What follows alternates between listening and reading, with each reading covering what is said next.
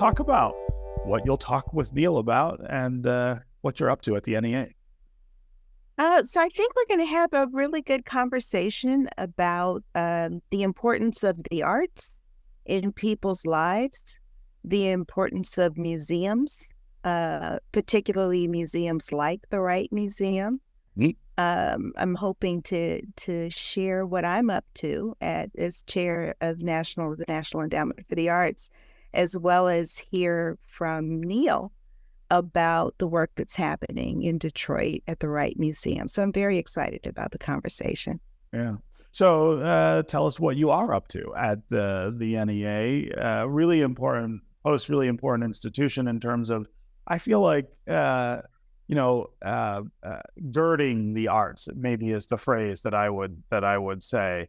Making sure that this is perpetuated and made available, accessible to so many different people and to places where without the NEA, you might not have the same kind of awareness and access to the fine arts.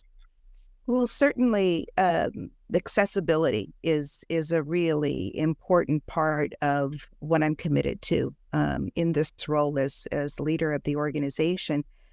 There's a concept that I've been promoting that has to do with making the arts part of our everyday lived experience.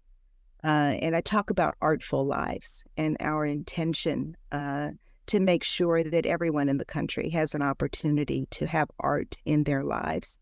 And it's an elastic notion from my perspective, which includes the things that people usually think about, which might be going to a museum or a concert or seeing a play. I think it also includes, though, everyday lived experience and practice in actively creating art at whatever level. So whether it's making, doing, teaching, learning, the aesthetic qualities of being in family, being in community, those are all really important. So it's an elastic definition that I think has a lot of on-ramps for people to nurture their creative side and be expressive as full humans. Yeah. So when I think about my own early exposure to the arts and things that made me love art and music and museums and all of the things you were just talking about, there are a couple of spaces that come to mind. Of course, school, after school, right? After school programming, which was a really big deal when I was a kid in the latchkey era. And I think of summer programming through rec centers and other things that my parents made sure I participated in. And if you think of those two things, or all of those things, a lot of them don't exist in the abundance that they did when I was a kid. Some of them don't really exist at all, and the ones that are left are under real threat. I mean, we have a real struggle right here in the city of Detroit to make sure that the arts are part of the public school system. I mean, that's not a given anymore. I imagine that from your chair, some of what you're dealing with is just the retraction of opportunity, the diminishment of that opportunity for people to become fans of the arts in the way they used to. I think that the trends that you point to are on point in many places. I also feel like there's a lot of opportunity right now to think more expansively about the role of the arts at the intersection of other fields. You mentioned education.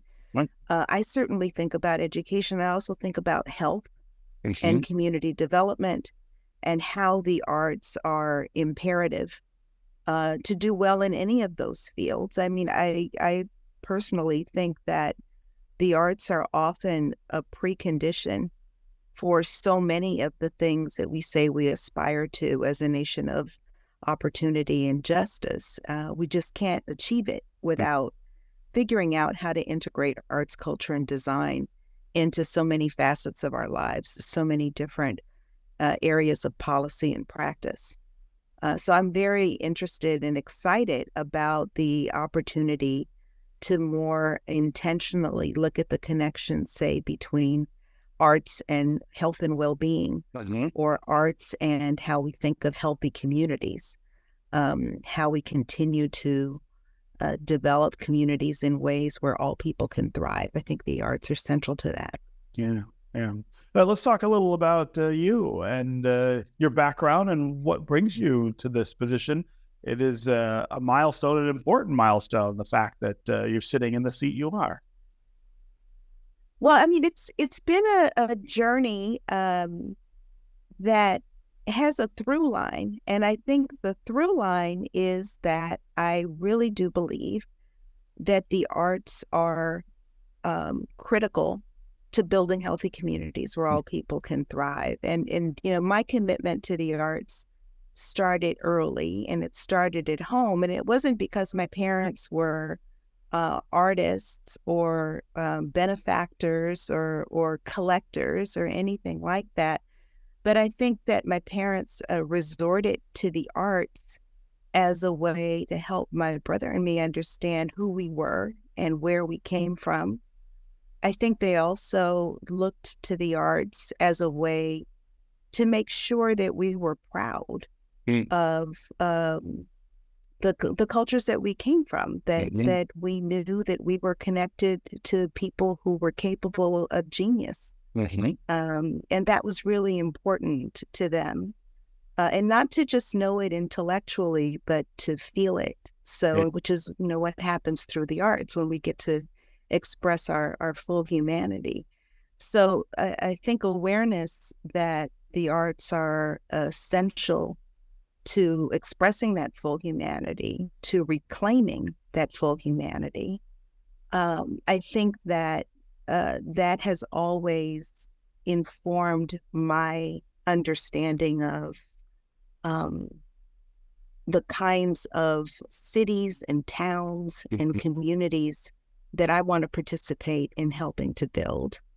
So my professional training is in urban planning. Right.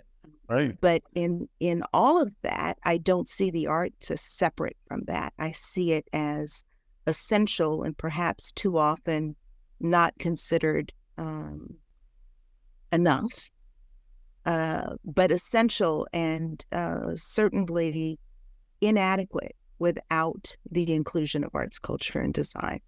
Watch One Detroit, Thursday at 7:30 p.m. You can find more at onedetroitpbs.org or subscribe to our social media channels and sign up for our One Detroit newsletter.